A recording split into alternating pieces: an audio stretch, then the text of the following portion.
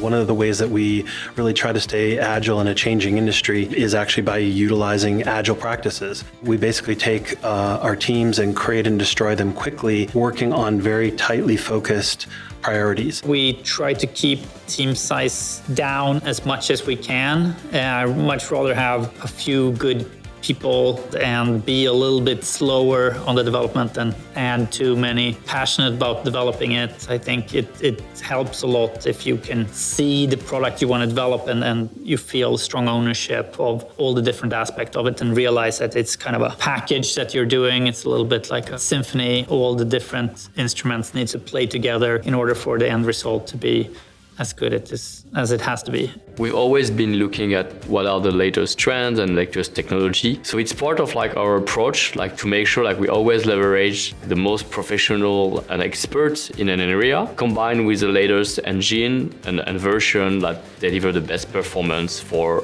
our ambitions. To stay competitive and agile in today's mobile market, you have to employ a whole host of various strategies. One is a metric that I would like to call time to player. And this is about how fast we can get new content out to the player. We're talking about iterative loops, and if there's a hold up in getting the content out, your loop is not as fast and you can't iterate as fast. Solutions are usually about automated testing. Make as much automated testing as you can afford.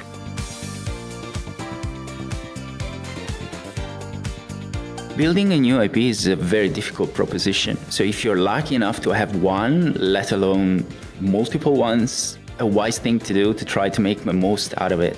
Studios are focusing right now to try to consolidate and expand their IPs more than trying to create new ones. That doesn't mean that they're not trying constantly, but I think the bulk of the efforts nowadays go into strengthening and expanding existing IPs. When I started, it was a chase of new IP. And when you found an IP, you kind of continued to chase for the next IP, whereas the trend nowadays is complete opposite. As soon as you found an IP that really works, you stick to it and you make the most out of it and you iterate and build on that IP for many, many years using live services and other techniques. Companies trying to make as much out of the existing IPs as possible, but from a developer perspective, I think that we should go an exactly different route by creating new IPs, creating new stories. The games industry is, it is it's a media business, it's a hits-driven business. So of course, a lot of studios are out there looking at multiple IPs and really trying to see what is going to give them the highest chance of success and really experimenting across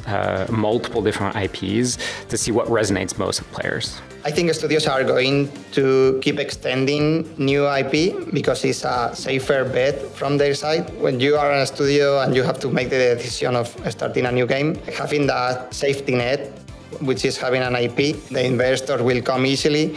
If you have that IP, players are more comfortable of playing well-known IPs than trying to invest their time and money in new IP.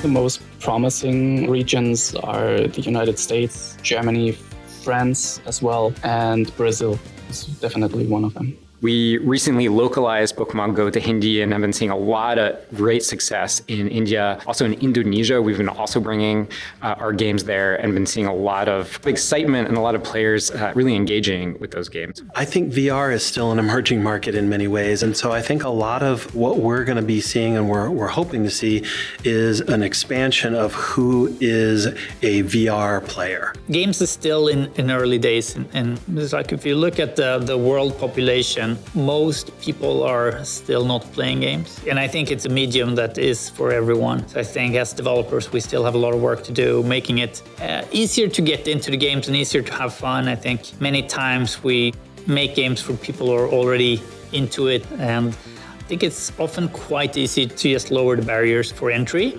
And then when people fall in love with a product, they are willing to learn much more about it and spend more time there.